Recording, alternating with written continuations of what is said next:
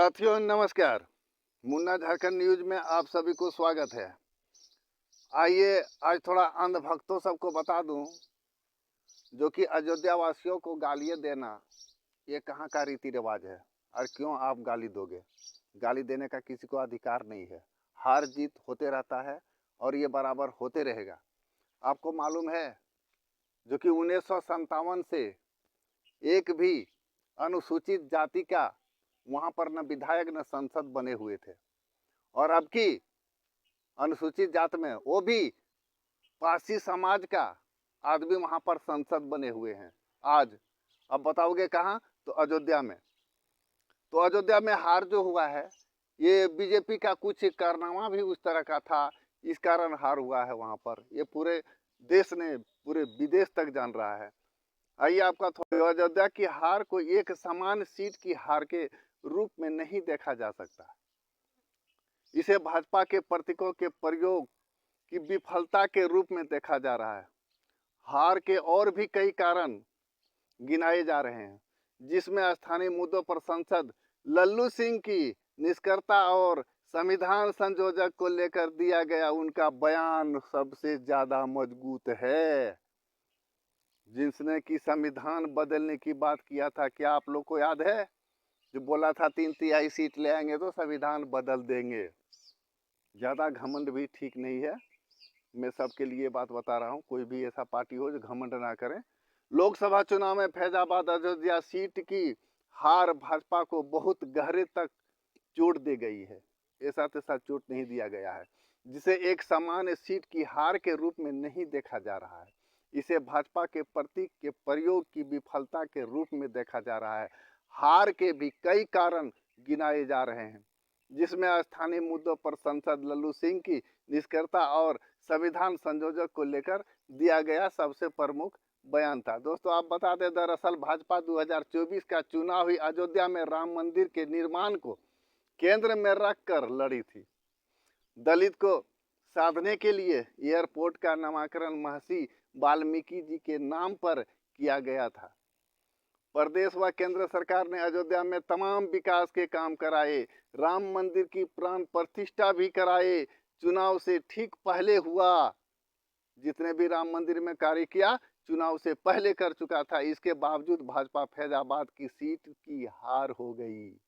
लोग हैरान है, आखिर भाजपा फैजाबाद सीट से क्यों हरी, हमारे अयोध्या सीट से क्यों हरी? अयोध्या मेरा नाम ही था, श्री राम था वहाँ पर। तो श्री राम को लाने वाले हम लोग नहीं हैं, श्री राम ने हम लोग को लाया है। एक बात ये भी ध्यान में रख लें। आगे बढ़ते हैं, जानकर बताते हैं कि अयोध्या में भाजपा स्थिति पिछले करीब 3 साल से कमजोर रही थी। 2022 के विधानसभा चुनाव के दौरान अयोध्या जिले के 2 विधानसभा सीटों पर गोसाईगंज और मिल्कीपुर पर सपा के कब्जा कर लिया गया था, जबकि 2017 और 2019 में भाजपा की जीत मिली थी। विधानसभा चुनाव के बाद भाजपा राम मंदिर के निर्माण पर केंद्रित हो गई और सपा अंदर खाने फैजाबाद लोकसभा सीट फतह करने की तैयारी में जुटी गई। भाजपा ने गंभीरता से नहीं लिया। यह वर्ष 2014 में भाजपा को 48.8 सीट लगभग की फीसदी उसको वोट मिला था, जो कि 20.43% वोट मिले थे। वर्ष 2019 में भाजपा को 48.66% वोट मिले थे और सपा को 42.66% वोट पहुंच गई थी। इस बार भाजपा की कुल मतों की हिस्सेदारी करीब 4.85% वोट की गिरावट के साथ 43.81% पर सिमट गई और सपा का वोट शेयर 5.95% की बढ़ोतरी के साथ लगभग 48.59% पर पहुंच गया।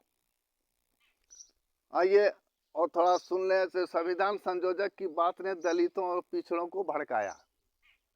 अगर संविधान को बात नहीं रखते बीजेपी वाले तो ये जो है दलित और पिछड़े नहीं भड़कते। भाजपा सांसद लल्लू सिंह ने बीच चुनाव में कहा था कि सरकार तो 272 सीट पर ही बन जाती है, लेकिन संविधान बदलने या संशोधन करने के लिए 2/3 सीटों की जरूरत होती है।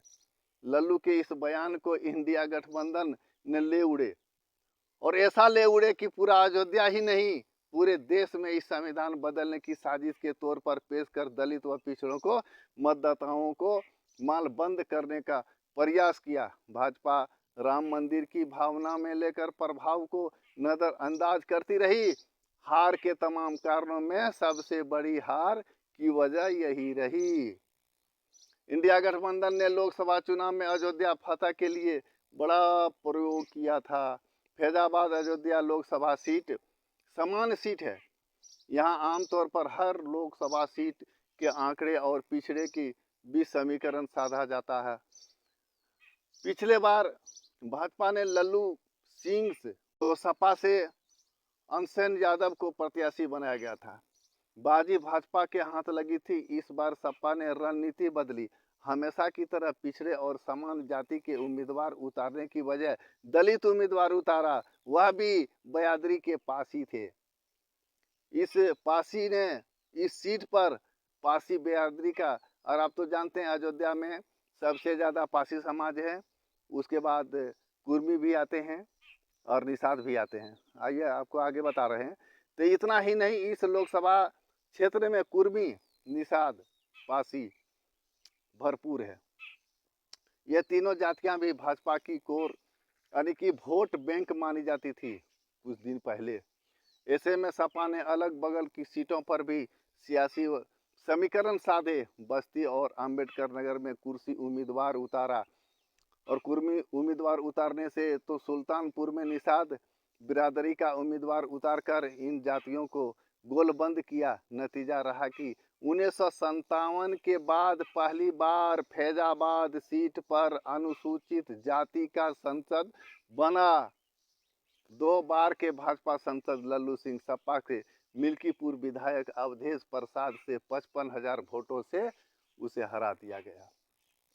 फैजाबाद लोकसभा क्षेत्र में आने वाले 5 विधानसभा सीटों से भाजपा का 4 पर कब्जा है। सिर्फ मिल्कीपुर से अवधेश प्रसाद विधायक थे।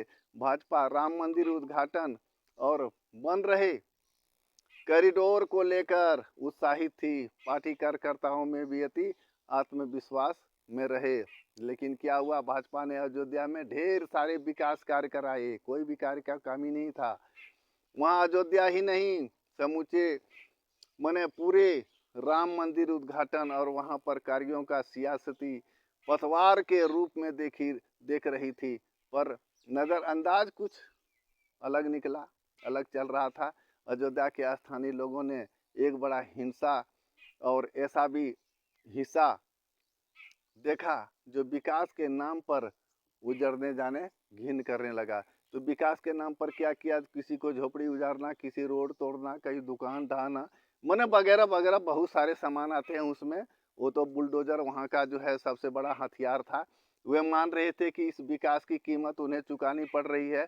स्थानीय व्यापारी बार बार अधिग्रहण और मुआवजे का मुद्दा उठा रहे थे। वे जगह जगह पर ब्रेकेटिंग, पुलिस बंदोबस्त, रूट डायवर्जन और वीआईपी कलवर से भी घिन्न थे। स्थानीय सांसद उनकी समस्या सुलझाने के लिए कहीं नजर नहीं आए, और न उसमें बीजेपी वाले कुछ बोल रहे थे, जो कर रहे थे और इसको जो नज़रअंदाज नहीं किया।